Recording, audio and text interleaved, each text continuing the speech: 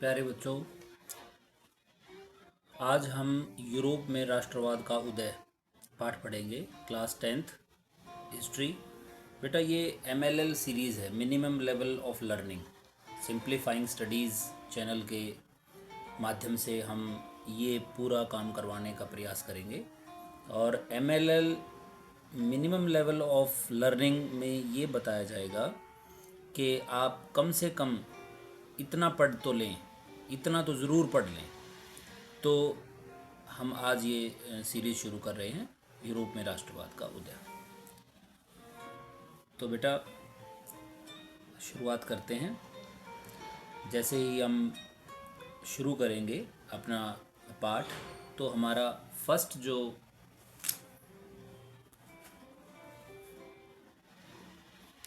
चित्र आता है पहले पेज पे, वो है फ्रेडरिक सरयू का कल्पना दर्श, यूटोपिया जिसको बोला गया है। फ्रेडरिक सरयू बेटा, ये फ्रांस के कलाकार थे, चित्रकार थे, फ्रेडरिक सरयू।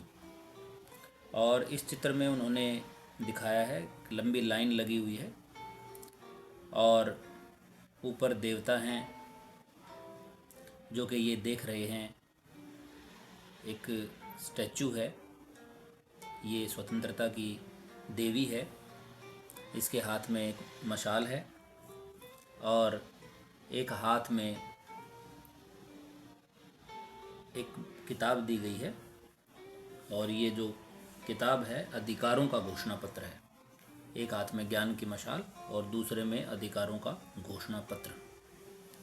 और यहाँ अमेरिका और स्विट्ज़रलैंड दो देश हैं जो उस समय राष्ट्र राज्य बन चुके थे और बाकी इस श्रेणी में थे, खास तौर से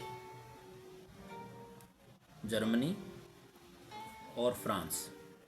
जर्मनी का झंडा हम देख सकते हैं, काला, लाल और सुनहरी है, जबकि फ्रांस का झंडा लाल, नीला और सफ़ेद है। अब बात आती है बेटा कि राष्ट्र राज्य किसे कहेंगे।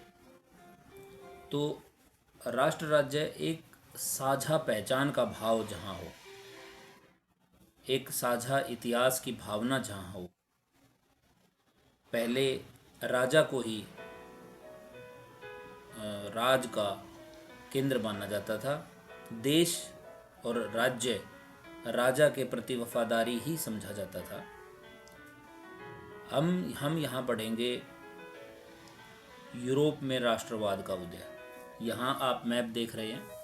पहले यूरोप जो था वो आज के यूरोप की तरह अलग अलग देशों में ना होके साम्राज्यों में बटा हुआ था। ये आप देख पा रहे हैं। तो यूरोप में साम्राज्यवाद का उदय, इसकी प्रथम अभिव्यक्ति अगर हम बात करें तो 1789 की फ्रांसीसी क्रांति को माना जाता है। यूरोप एक महाद्वीप है, 7 महाद्वीप हैं हम जानते हैं। और यूरोप महाद्वीप में इटली, फ्रांस, ब्रिटेन, जर्मनी आदि 50 देश हैं। अब बात करते हैं, ये तो हो गया यूरोप। अब यूरोप में राष्ट्रवाद। अब राष्ट्रवाद क्या होता है? राष्ट्रवाद बेटा, जैसे आपने सुना होगा पूंजीवाद, पूंजीवाद सुना होगा, उसी के साथ साथ आपने समाजवाद सुना होगा। ऐसे ही राष्ट्रवाद में राष्ट्र प्रेम सबसे ऊपर रहता है। समाजवाद में समाज के प्रति भावना सबसे ऊपर रहती हैं। पूंजीवाद में पूंजी के लिए ही सारा काम होता है।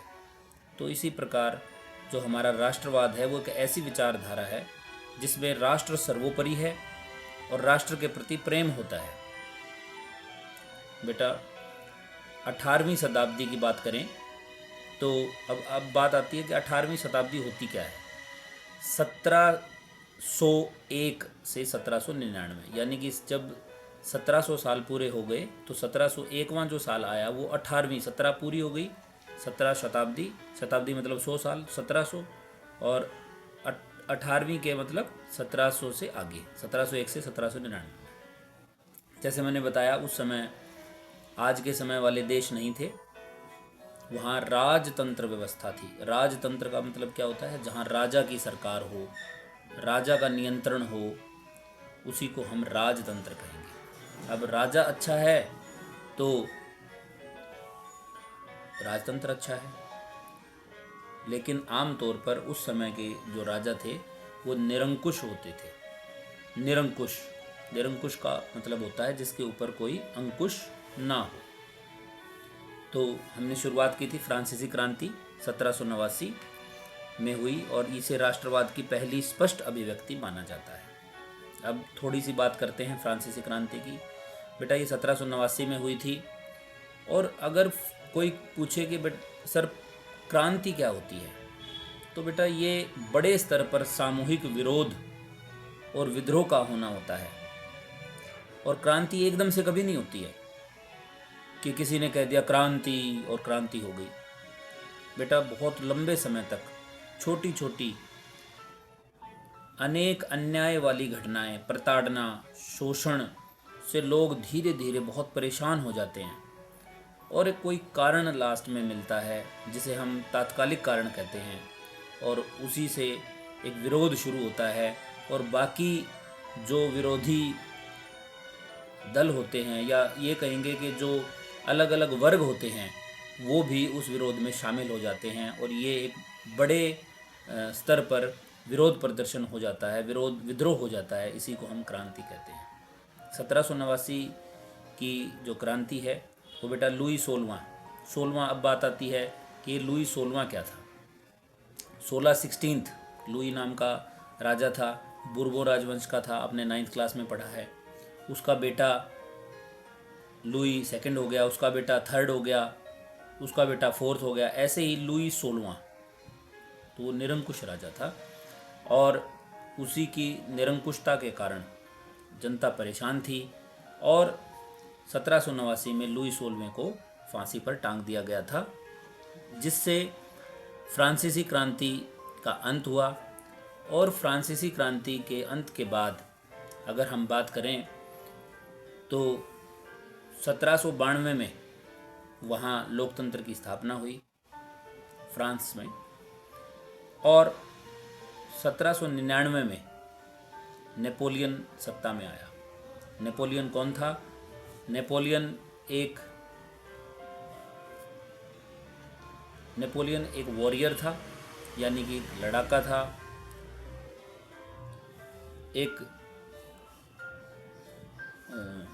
सैनिक अधिकारी था नेपोलियन।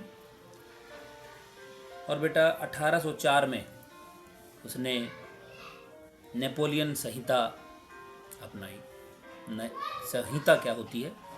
संहिता का अर्थ होता है नियमों का की एक कॉम्बिनेशन, एक असिमिलेशन, या ये कहेंगे कि नियमों की एक किताब, जैसे हमारा संविधान है। ऐसे ही नेपोलियन 1804 में नेपोलियन ने नेपोलियन संहिता को लागू किया। अब ये नेपोलियन जो संहिता थी, इसकी क्या विशेषताएं हैं? कई बार ये एग्ज़ाम में आता है। तो नेपोलियन ने एक तो राष्ट्रीय भाषा जैसे लागू की। नेपोलियन ने जन्म पर आधारित विशेष अधिकारों को समाप्त किया। हम जानते हैं 1789 की जब हमने 9th क्लास में फ्रांसीसी क्रांति पढ़ी तो हमने देखा था वहाँ पर जो कुलीन वर्ग था, पादरी वर्ग था, उसको विशेष अधिकार प्राप्त थे कि उन्हें टैक्स नहीं देना पड़ता था। दूसरा, नेपोलियन संहिता में न्याय के समक्ष समानता स्थापित की गई, मतलब सभी के लिए न्याय समान होगा। ये नहीं है कि अगर आप श्रमिक वर्ग के हैं तो आपको ज़्यादा सज़ा मिलेगी, या आप किसी विशेष वर्ग से हैं तो आपकी सज़ा माफ़ हो जाएगी। न्याय के समक्ष समानता स्थापित की। ऐसे ही सामंती व्यवस्था उसने समाप्त की। सामंती व्यवस्था मतलब जो टैक्स लेने वाली व्यवस्था थी। यातायात व संचार का सुधार किया। जैसे मैंने पहले बताया कि एक राष्ट्रीय भाषा उन्होंने लागू की, एक राष्ट्र एक मुद्रा, एक राष्ट्र एक मुद्रा मतलब पूरे देश में एक ही मुद्रा लागू की, और मापतोल मानक रूप से निर्धारित किया। संपत्ति का अधिकार भी सुनिश्चित किया। तो इस प्रकार बहुत अच्छे अच्छे काम उन्होंने किए नेपोलियन ने, और नेपोलियन के लिए लोगों का प्रेम उमड़ा। नेपोलियन ने पूरे फ्रांस को और आगे बढ़ाने के लिए आसपास के देशों को अपने राज्य क्षेत्र में मिलाने का विचार बनाया, और आसपास के देशों के साथ लड़ाई की और उन्हें अपने क्षेत्र में मिलाने का प्रयास किया, और उन्होंने बहुत बड़ा एक क्षेत्र स्थापित किया। अब बात आती है कि नेपोलियन ने ये संहिता लागू की, इसमें कुछ कमियां भी थी। क्या कमियां थी? सीमित मताधिकार, यानी कि बिना संपत्ति वाले पुरुष और महिलाओं से मताधिकार को छीन लिया गया था। कर में वृद्धि कर दी गई थी, टैक्स में यानी कि वृद्धि कर दी गई थी। इसके साथ साथ अगर हम देखें तो फ्रांस के विस्तार, जैसे मैंने अभी बताया कि नेपोलियन ने बड़ा बल दिया था कि वो फ्रांस की सीमाओं को आगे बढ़ाए, तो नेपोलियन ने सेना में भर्ती पर अत्यधिक बल दिया। तो इस कारण भी काफ़ी लोग उसके विरोधी हो गए थे, जो सेना में जाना नहीं चाहते थे। तो ये कुछ कमियां थी नेपोलियन संहिता की। अब नेपोलियन 1814-15 में, क्योंकि लगातार मैंने बताया कि फ्रांस का विस्तार हो रहा था, यहाँ आसपास के देश जैसे ब्रिटेन, रूस, ऑस्ट्रिया, पर्शिया, ये देश नेपोलियन को अपने लिए खतरा मानने लगे, और इन सब ने, इसको याद करने का तरीका है बेटा ब्रैप, BRAP, B से ब्रिटेन, R से रशिया, A से ऑस्ट्रिया और P से पर्शिया, इन्होंने संयुक्त रूप से नेपोलियन को हराया, और जहाँ हराया उसे कहते हैं वाटरलू, वाटरलू का मैदान। तो वाटरलू की लड़ाई में इन देशों की संयुक्त सेना ने नेपोलियन को हराया, और 1815 में ड्यूक मेटरनिक, जो कि ऑस्ट्रिया का चांसलर था, उसकी मेजबानी में, ऑस्ट्रिया की राजधानी है वियना, ऑस्ट्रिया एक देश है, उसकी राजधानी है वियना, तो वियना में एक संधि हुई, और उस संधि पर हमारे नेपोलियन ने हस्ताक्षर किए, और चारों देशों की, जो मैंने ब्रैप बताया, इनकी शर्तों को उन्होंने माना, और उस संधि में मुख्य रूप से बड़ा नुकसान हुआ था फ्रांस को। फ्रांस का जो पूर्वी भाग था, जिस पर फ्रांस ने अधिकार कर लिया था, पोलैंड, उससे रूस को दे दिया गया। ऑस्ट्रिया को उत्तरी इटली दिया गया, क्योंकि उस समय इटली के उत्तरी भाग पर भी नेपोलियन का ही राज था। पर्शिया को पश्चिम में नए क्षेत्र दिए गए, और फ्रांस के चारों ओर छोटे छोटे राज्य बना दिए गए, ताकि भविष्य में ये विस्तार ना कर पाए। तो इस प्रकार नेपोलियन का लगभग शक्ति के मामले में अंत हो गया था। तो नेपोलियन के साथ जो वियना संधि हुई, और कई बच्चों के दिमाग में आता है, सर ये संधि क्या होती है? जब दो लड़ते हैं, दो पक्ष लड़ते हैं, तो लड़ने पर एक की हार और एक की जीत होती है।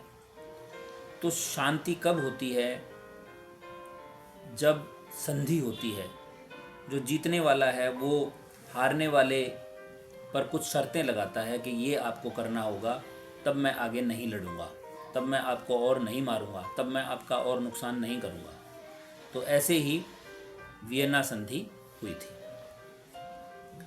उसके बाद बेटा हम बात करें कि यूरोप में जो राष्ट्रवाद आया, यूरोप में राष्ट्रवाद आया था, एक लहर के रूप में चला। एक बहुत बड़ी एक कोटेशन है, वो कोटेशन आप बहुत आराम से आपने सुना होगा, बहुत ध्यान से अगर आप देखें तो ड्यूक मेटरनिक ने एक बात कही थी कि जब फ्रांस छींकता है, सॉरी ये सीखता लिखा हुआ है, छींकता है तो पूरे यूरोप को सर्दी जुकाम हो जाता है। मतलब जब फ्रांस छींक मारता है तो पूरे यूरोप को सर्दी जुकाम हो जाता है। इसका क्या अर्थ है कि जब फ्रांस में कोई भी घटना होती है तो उस समय सभी देश उससे प्रभावित होते हैं, सभी देशों के लोगों को फ्रांस से प्रेरणा मिलती है। जो 1789 की क्रांति हुई, फ्रांसीसी क्रांति हुई थी, सभी देशों में एक भावना आ गई थी, राष्ट्रवाद की भावना जिसको हम कहेंगे, राष्ट्र के प्रति प्रेम की भावना। हम जानते हैं 1789 की फ्रांसीसी क्रांति के बाद वहाँ लोकतंत्र की स्थापना हुई थी। हमने ये भी जाना कि सभी राजतंत्रों में जनता परेशान थी, तो लोग इन राजतंत्रों से मुक्ति पाना चाहते थे। और इसी बीच जैसे मैंने बताया, यूरोप में राष्ट्रवाद की लहर के जो कारण हैं वो क्या रहे, क्योंकि राष्ट्रवाद की लहर जो हुई, यूरोप में राष्ट्रवाद का उदय हुआ, उसकी प्रथम अभिव्यक्ति थी फ्रांस की क्रांति। और ये कोटेशन हम ज़रूर लिखेंगे कि जब फ्रांस छींकता है तो पूरे यूरोप को सर्दी जुकाम हो जाता है, यानी कि उसका प्रभाव हर जगह गया। हर देश में मैंने बताया राजतंत्र था, ज़्यादातर देशों में राजतंत्र था, जनता परेशान थी और उन्होंने प्रेरणा ली। कहाँ से? उन्होंने प्रेरणा ली फ्रांस से। इसके साथ साथ जनता पर अत्याचार, राजतंत्र निरंकुश शासन था और स्वतंत्रता, समानता और बंधुत्व का नारा उस समय दिया जा रहा था। लोग स्वतंत्रता की मांग कर रहे थे, समानता की मांग कर रहे थे। और बेटा इसी बीच एक स्पेशल जो चीज़ आती है वो आती है उदारवादी विचारधारा, शिक्षित मध्य वर्ग का उदय। 18वीं शताब्दी में इंग्लैंड में औद्योगिक क्रांति होती है और मध्य वर्ग का उदय होता है। अभी औद्योगिक क्रांति यानी कि बहुत उद्योगों का, तकनीकों का बहुत बड़ी मात्रा में स्थापित होना, इससे मध्य वर्ग का उदय हुआ। मध्य वर्ग ना तो कुलीन वर्ग की श्रेणी में, यानी कि ऐसा वर्ग जो कुलीन हो यानी कि अमीर, ना श्रमिक वर्ग, दोनों के बीच का वर्ग, जैसे अध्यापक है, वकील है, डॉक्टर है, इन्हें हम मध्य वर्ग में गिन सकते हैं। अब यह मध्य वर्ग पढ़ा लिखा वर्ग था, शिक्षित मध्य वर्ग था और इसमें एक विचारधारा आई उदारवाद। उदारवाद का अर्थ क्या होता है? उदारवाद को अंग्रेजी में हम लिबरलिज्म कहते हैं और ये लाइबर शब्द से बना है जिसका अर्थ है स्वतंत्र, आज़ाद। तो जो उदारवादी विचारधारा वाले थे वो आज़ादी चाहते थे, स्वतंत्रता चाहते थे। तो जो उदारवाद है वो केवल राजनीति में ही नहीं, वो आर्थिक रूप से भी हम उदारवाद की परिभाषा को समझने का प्रयास करेंगे। बेटा राजनीतिक उदारवाद की बात करें तो राजनीतिक उदारवाद कहता है कि विशेष अधिकारों की समाप्ति हो, संवैधानिक संसदीय सरकार हो, सबको वोट डालने का अधिकार हो, कानून के समक्ष समानता हो। राजनीतिक उदारवाद की ये परिभाषा है। राजनीतिक उदारवाद इस बात पर बल देता है कि राजनीतिक रूप से सबके पास समान अधिकार हों, चाहे वो वोट डालने का अधिकार है, चाहे वो न्याय का अधिकार है, चाहे वो विशेष अधिकारों की समाप्ति है। इसी के साथ साथ अगर आर्थिक उदारवाद की बात करें तो अलग अलग राज्यों की जो कर प्रणाली है वो नहीं होनी चाहिए, समान मापतोल प्रणाली होनी चाहिए, यानी कि एक समान मुद्रा होनी चाहिए और एक समान टैक्स होना चाहिए, ओपन मार्केटिंग होनी चाहिए, मुक्त बाजार होना चाहिए। तो ये आर्थिक उदारवाद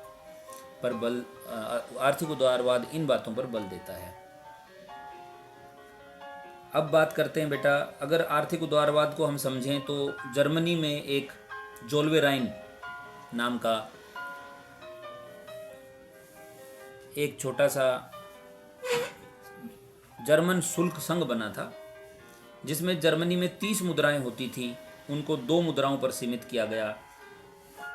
और जर्मन जो संघ था उसमें प्रशा सबसे बड़ा राज्य था और छोटे छोटे राज्य थे, उन सब में अलग अलग टैक्स लगते थे। एक सामान को अगर 5 स्टेट्स में से जाना हो तो पांचों स्टेट्स अपना अपना टैक्स लगाते थे, अपनी अपनी मुद्राएं रखते थे, अपना अपना मापतोल रखते थे। तो एक जर्मन शुल्क संघ की स्थापना की गई, जोल्वेराइन। सही मायने में ये जर्मन आर्थिक एकीकरण की तरफ पहला कदम था, मतलब जर्मनी के आर्थिक एकीकरण का उदाहरण कह सकते हैं कि आर्थिक रूप से जर्मनी एक होने लगा, मतलब व्यवसाय के रूप में कह सकते हैं या अर्थशास्त्र के रूप में कह सकते हैं, आर्थिक एकीकरण कह सकते हैं। तो बेटा ये हमने समझा उदारवाद, आर्थिक उदारवाद। अब हम बात करेंगे क्रांतिकारी गतिविधियों की।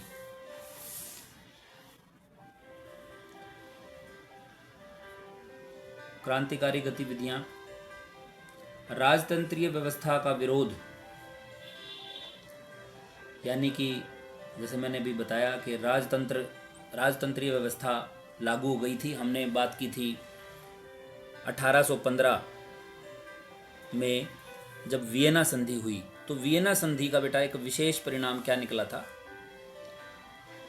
छोटा सा एक फ्लैशबैक डालता हूँ कि 1789 में फ्रांसीसी क्रांति से पहले राजतंत्र था, बुर्बोन राजवंश, जैसे मैंने बताया। फिर 1789 में फ्रांसीसी क्रांति के बाद 1792 में लोकतंत्र की स्थापना हुई फ्रांस में। 1799 में नेपोलियन आया और मैंने बताया 1815 में जो वियना की संधि थी उसमें जो ब्रेप कंट्रीज़ थी उन्होंने नेपोलियन को हरा दिया और बाद में यानी कि 1815 में पुनः राजतंत्र की स्थापना हुई। अब राजतंत्र फिर परेशान करने वाला था, शोषण करने वाला था। राजतंत्रीय व्यवस्था ऐसी थी जो लोगों में क्रांतिकारी गतिविधियां लेकर आई, क्योंकि फ्रांसीसी क्रांति ने पहले ही लोगों के मन में एक प्रेरणा डाल रखी थी। और जैसे मैंने बताया इस दौरान एक नए वर्ग का उदय हुआ था और नया वर्ग था हमारा मध्य शिक्षित वर्ग। तो इसी दौरान एक क्रांतिकारी आते हैं, उनका नाम है जूसीपे मैत्सिनी। इटली के थे ये और इन्होंने यंग इटली और यंग यूरोप दो अलग अलग क्रांतिकारी संगठनों की स्थापना की। कार्बोनारी के गुप्त संगठन का हिस्सा थे। लिगुरिया प्रांत में क्रांति के कारण इन्हें बहिष्कृत किया गया था। बड़े क्रांतिकारी थे जूसीपे मैत्सिनी। मेटरनिक ने इनके बारे में एक बहुत बड़ी कोटेशन दी थी। उन्होंने कहा था सामाजिक व्यवस्था का सबसे खतरनाक दुश्मन मैत्सिनी है। अब मैंने बताया मेटरनिक कौन था। मेटरनिक था ऑस्ट्रिया का चांसलर, जिसने वियना की संधि को होस्ट किया था, यानी कि मेजबानी की थी। और इसी ने कहा था कि जब फ्रांस जीतता है तो पूरे यूरोप को सर्दी जुकाम हो जाता है। तो बेटा 1815 से 1830 तक रूढ़िवाद आ गया। रूढ़िवाद जैसे मैंने बताया कि जो राजतंत्र था उसका समर्थन करने वाले जो लोग थे वो रूढ़िवादी थे, वो राजा को ही अपना भगवान मानते थे। अब जनता फिर परेशान थी। इसी बीच शिक्षित मध्य वर्ग का उदय हुआ, उदारवाद और राष्ट्रवाद की लहर आई। उदारवाद मैंने आपको समझाया कि उदारवाद खास तौर से राजनीतिक उदारवाद, वो ये चाहते थे कि किसी को विशेष अधिकार ना मिले, न्यायिक समानता सबको मिले, वोट डालने का अधिकार सबको मिले। तो उदारवाद और शिक्षित मध्य वर्ग से राष्ट्रवाद की लहर जागी और 1830 में बुर्बो राजवंश को उखाड़ फेंका गया उदारवादी राष्ट्रवादियों ने और संवैधानिक राजतंत्र स्थापित किया गया। संवैधानिक राजतंत्र क्या होता है कि राजतंत्र तो होगा लेकिन संविधान के अनुसार होगा,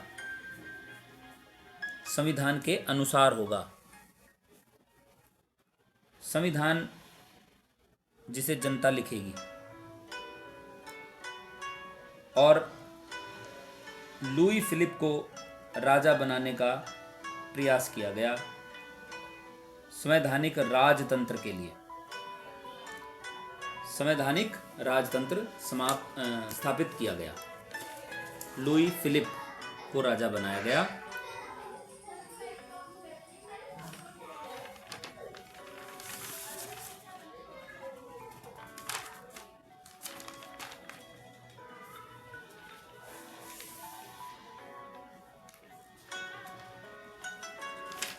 इसी बीच हम बात करते हैं बेटा, ये पाठ जो है ये बहुत छोटे छोटे सेक्शंस में रैंडमली बटा हुआ है और इसको अगर हम पाठ के अकॉर्डिंग पढ़ें तो अलग अलग घटनाएं हैं और इन्हें अगर हम कहानी की तरह पढ़ें तो जैसे मैं पढ़ाने का प्रयास कर रहा हूँ तो लास्ट में हम इन्हें जोड़ने का प्रयास करेंगे।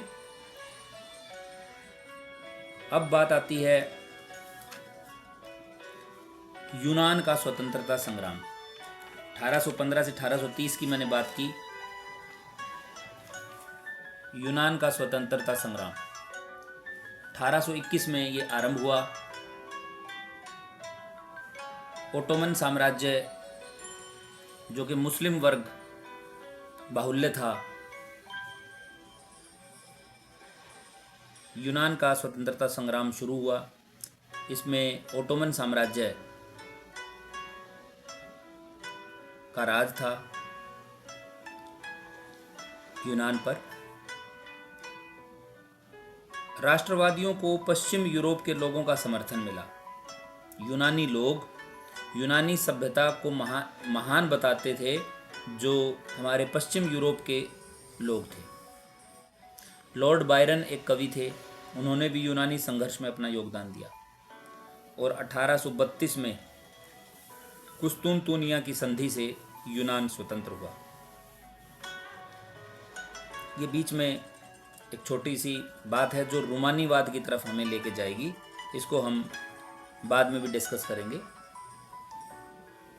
1815 से 1830 के बीच में मैंने बताया बहुत परेशानियां थी, भुखमरी, जन विद्रोह और कठिनाइयों का समय था। और इसी बीच 1821 से 1832 तक का हमने यूनान का स्वतंत्रता संग्राम का अभी जिक्र किया। 1848 में उदारवादियों ने जन असंतोष का फायदा उठाया। यानी कि मैंने बताया आपको कि 1815 से 1830 तक क्योंकि राजतंत्र वापस आ गया था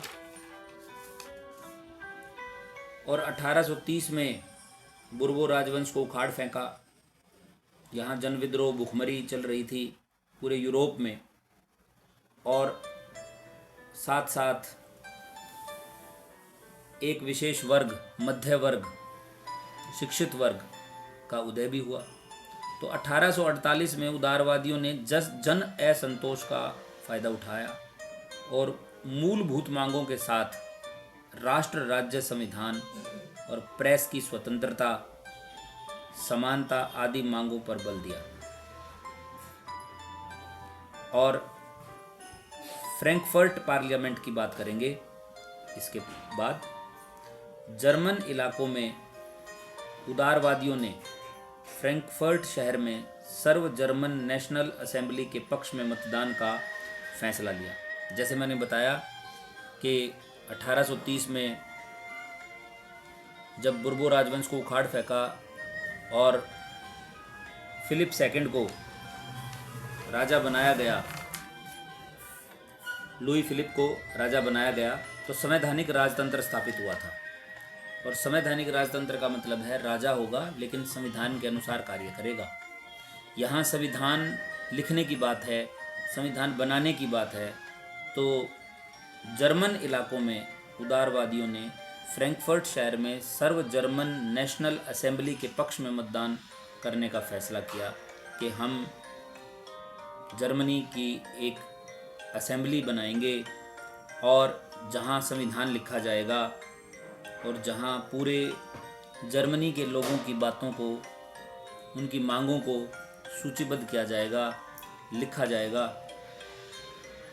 18 मई 1848 को 831 निर्वाचित प्रतिनिधियों ने सेंट पॉल चर्च में एक पार्लियामेंट का आयोजन किया।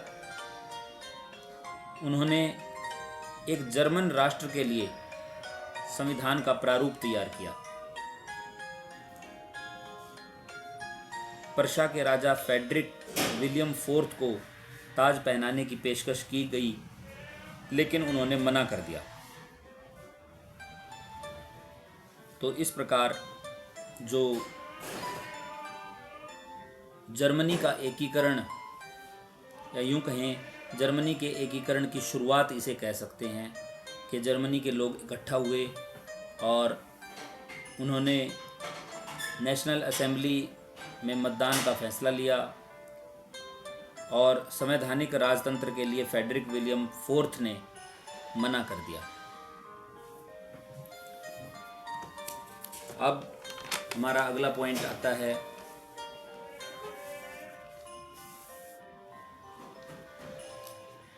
उदारवादी आंदोलनों के कारण निरंकुश राजशाही, क्योंकि उस समय राजशाही चल रही थी बहुत से देशों में, तो भूदासत्व का मतलब होता है भूमि के दास प्रथा, यानी कि जो भूमि के लिए दासता स्वीकार कर ली है, जिन्होंने, जो भूमि पर कार्य करते रहते हैं, बंधुआ मजदूरी समाप्त करनी पड़ी राजशाही ने उदारवादी आंदोलनों के प्रभाव के कारण। इस पाठ का बहुत इम्पोर्टेंट एक प्रश्न आता है और वो है जर्मनी का एकीकरण। जर्मनी के एकीकरण की अगर हम बात करें तो मैंने बताया था कि जोल्वेराइन से आर्थिक एकीकरण की शुरुआत हुई थी और 1848 में फ्रैंकफर्ट पार्लियामेंट के बारे में मैंने अभी आपको समझाया। जर्मन महासंघ को एकीकृत रूप देने का प्रयास हुआ, पर फ्रेडरिक विलियम फोर्थ के मना कर देने से यह पूरा नहीं हो पाया। प्रशा जर्मन महासंघ का सबसे बड़ा राज्य था। प्रमुख मंत्री थे ओटोवान बिस्मार्क,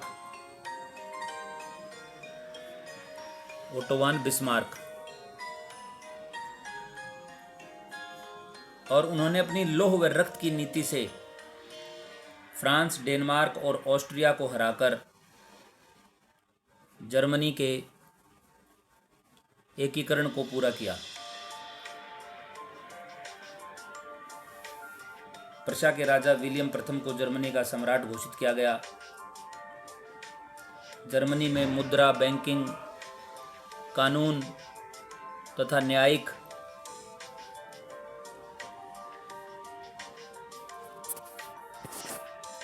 व्यवस्थाओं को एकीकृत किया गया और जर्मनी का एकीकरण हुआ।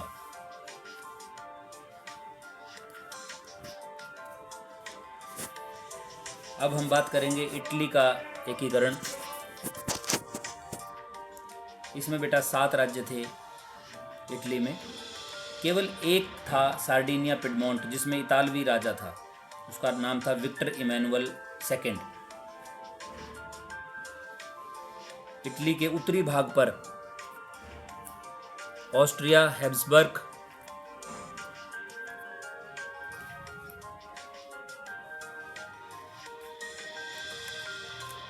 बीच वाले भाग पर पोप और नीचे वाले भाग पर किसका राज था? बुर्बो राजवंश का राज था। इन तीनों अलग अलग क्षेत्रों में 7 राज्य थे और केवल सार्डिनिया पिडमोंट पर ही, जैसे मैंने बताया, इतालवी राज्य था।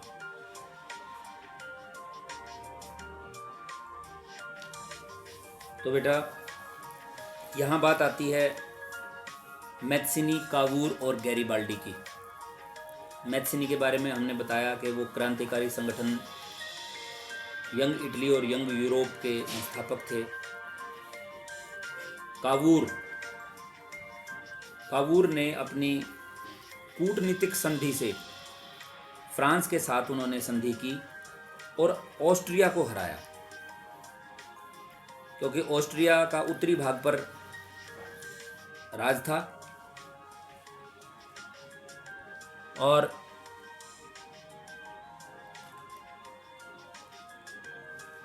ऑस्ट्रिया हैब्सबर्ग मध्य भाग पर पोप और दक्षिणी भाग पर, जैसे मैंने बताया, स्पेन के बुर्बो राजाओं का राज था। तो कावूर ने फ्रांस से जो संधि की, उससे ऑस्ट्रिया हैब्सबर्ग वाला भाग, उत्तरी भाग, उन्होंने आज़ाद कराया। और गैरीबाल्डी ने सैनिक नेतृत्व से दक्षिण इटली के स्पेन शासकों को परास्त किया और गैरीबाल्डी ने दक्षिणी भाग को एकीकृत इटली का भाग बनाया। तो इस प्रकार मैत्सिनी, कावूर और गैरीबाल्डी के प्रयासों से इटली का एकीकरण संभव हो पाया। गैरीबाल्डी ने स्पेन शासकों को हराने के लिए स्थानीय किसानों का समर्थन भी प्राप्त किया। तो ये हमारा, और एकीकृत इटली का जो राजा था वो विक्टर इमैनुअल सेकंड को घोषित किया गया। तो ये इटली का एकीकरण और बेटा हमारा जर्मनी का एकीकरण, ये बहुत ही इम्पोर्टेंट है समझना। तो इसके जो मेन पॉइंट्स हैं ये आप लिखेंगे और ये चित्र में बताया गया है। एकीकरण के बाद इटली इस प्रकार से हुआ और एकीकरण से पहले ये आप देख सकते हैं 7 राज्य थे और अलग अलग। तो अब हम बात करेंगे ब्रिटेन की। ब्रिटेन, द ग्रेट ब्रिटेन बोलते हैं बेटा। और अगर हम ब्रिटेन के एकीकरण की बात करें तो 18वीं शताब्दी से पहले ब्रिटेन का अस्तित्व ही नहीं था, कोई देश ही नहीं था। इसमें अलग अलग द्वीप थे, वेल्स, स्कॉट, आयरिश। तो अंग्रेज़ों की जो धन दौलत, अहमियत, सत्ता में वृद्धि हुई तो अन्य द्वीप समूहों पर भी प्रभुत्व बढ़ाने में वो सफल हो पाए। 1688 में लंबे संघर्ष के बाद संसद ने राजतंत्र से ताकत छीन ली और पहला जो काम हुआ था वो था 1707 में एक्ट ऑफ यूनियन द्वारा उन्होंने स्कॉटलैंड को मिला लिया। स्कॉटिश संस्कृति को योजनाबद्ध तरीके से दबा दिया गया, क्योंकि बेटा कहीं पर भी किसी भी देश की बात करें तो संस्कृति बहुत महत्व रखती है। संस्कृति क्या होती है? संस्कृति में बेटा भाषा, नृत्य, खान पान और त्योहार, रीति रिवाज, ये सारी चीज़ें संस्कृति में आती हैं। और यदि एक देश की या एक क्षेत्र की संस्कृति दूसरे क्षेत्र से मेल नहीं खाती है तो बहुत बड़ी समस्या होती है एकीकरण करने के लिए, यानी कि एकता बनाए रखने के लिए। यहाँ अंग्रेज़ों ने स्कॉटिश संस्कृति को योजनाबद्ध तरीके से दबा दिया। यही हाल आयरलैंड का भी हुआ। वहाँ दो प्रकार के वर्ग थे, कैथोलिक और प्रोटेस्टेंट। अब कैथोलिक कौन थे? कैथोलिक थे जो पोप को फॉलो करते थे। पोप कौन?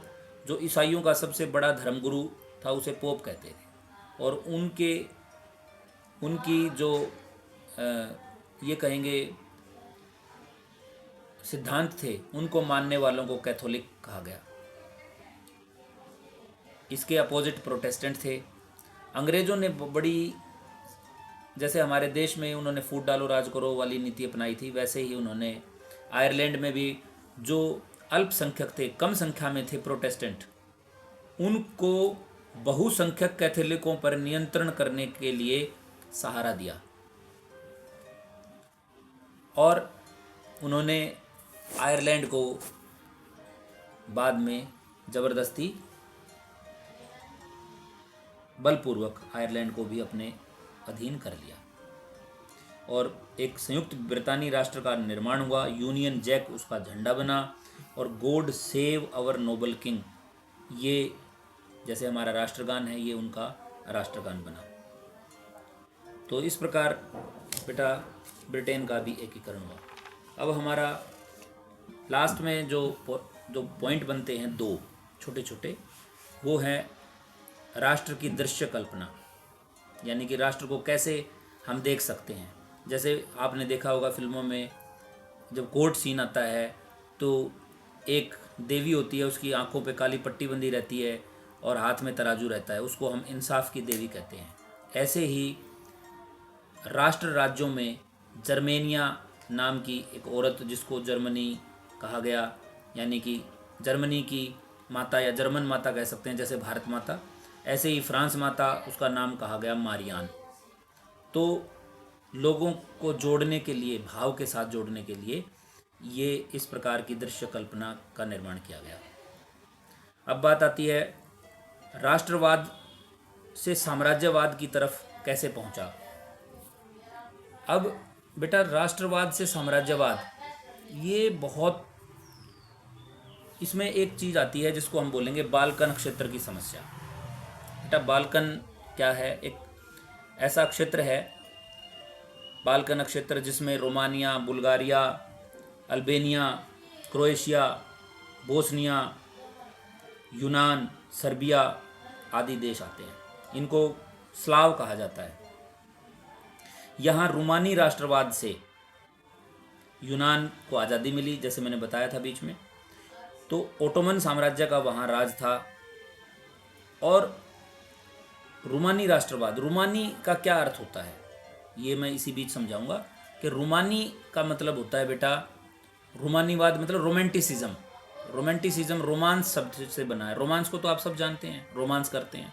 आमतौर पे हम रोमांस का मतलब लेते हैं कि गाना, नाचना, नाटक, तो ये सारी चीज़ें रोमांस हम लड़का लड़की के मामले में ज़्यादा मानते हैं। लेकिन ये जो रोमांस है ये देश के लिए भी आता है।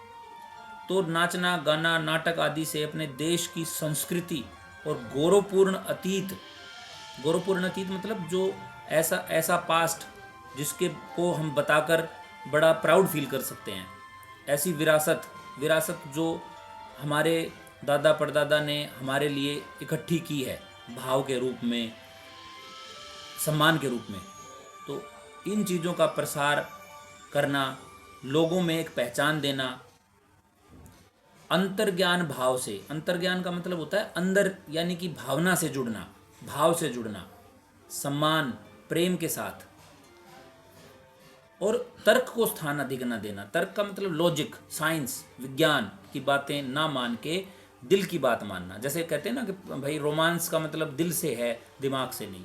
तो ये वही बात है कि जब हम दिल से अपने देश के लिए जुड़ें तो वो हो गया रूमानीवाद, वो हो गया रोमांटिसिज्म, वो हो गया यूनान का जो स्वतंत्रता आंदोलन था वो पूरी तरह रूमानीवाद पर आधारित था।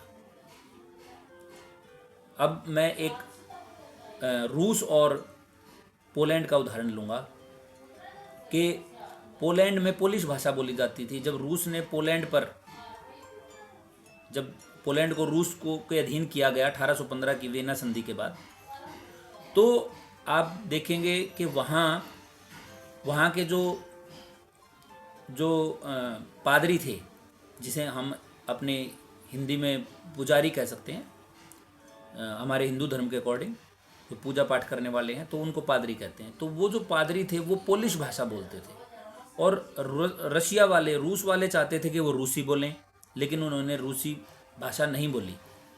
तो उन्होंने उनको जो साइबेरियन इलाका है उस इलाके में उनको जेल में डाल दिया।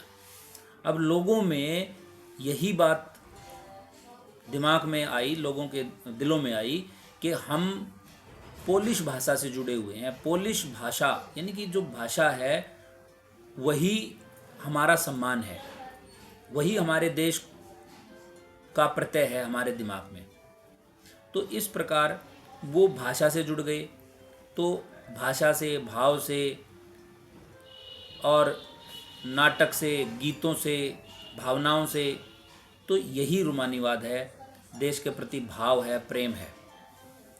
तो अब बाल का नक्षत्र की समस्या से इस बात को जोड़ते हैं कि अब यूनान जैसे आज़ाद हुआ रूमानीवाद से, ऐसे ही वहाँ ओटोमन साम्राज्य, मैंने आपको बताया कि ओटोमन साम्राज्य जहाँ मुसलमान यानी कि मुस्लिम शासक ज़्यादा थे, मुस्लिमों का शासन था, धीरे धीरे वो कमज़ोर पड़ता गया।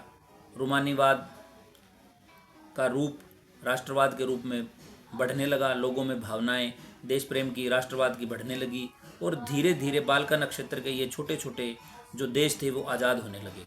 लेकिन क्योंकि इन देशों में भौगोलिक और जातीय विभिन्नता थी, भौगोलिक विभिन्नता थी, ये एक दूसरे से ईर्ष्या करते थे, और एक देश दूसरे देश के साथ अब जैसे जैसे ये आज़ाद होते गए तो साथ में जो विदेशी शक्तियाँ थी, यूरोपीय शक्तियाँ थी, शक्तिशाली देश थे, उन देशों में साम्राज्यवाद की भावना बढ़ने लगी। यहाँ राष्ट्रवाद को जो ऐसे देश थे जैसे जर्मनी, वहाँ के शासकों ने राष्ट्रवाद को साम्राज्यवाद का रूप देना शुरू कर दिया कि अगर हम अपने देश की सीमाओं को बढ़ाएंगे, अगर हम अपने देश को पूरे विश्व में फैला देंगे, पूरा विश्व हमारे अंडर आ जाएगा, हमारा पूरा विश्व जर्मनी कहलाएगा, तो ही सच्चा राष्ट्रवाद है। तो लोगों को मैनिपुलेट किया गया, लोगों को बरगलाया गया, बेवकूफ़ बनाया गया, राष्ट्रवाद की आड़ में साम्राज्यवाद को बढ़ावा दिया गया, उपनिवेशवाद को बढ़ावा दिया, और इसी कारण से इंग्लैंड, जर्मनी, फ्रांस आदि देशों ने इन छोटे छोटे देशों को कब्जाने का विचार किया, और यही जाकर बाद में प्रथम विश्व युद्ध का कारण बना। तो बेटा ये था हमारा पूरा पाठ, और उम्मीद है ये पाठ आपने अच्छे से समझा होगा। पूरी कहानी के रूप में मैंने इसको डालने का, एक साथ जोड़ने का पूरा प्रयास किया है।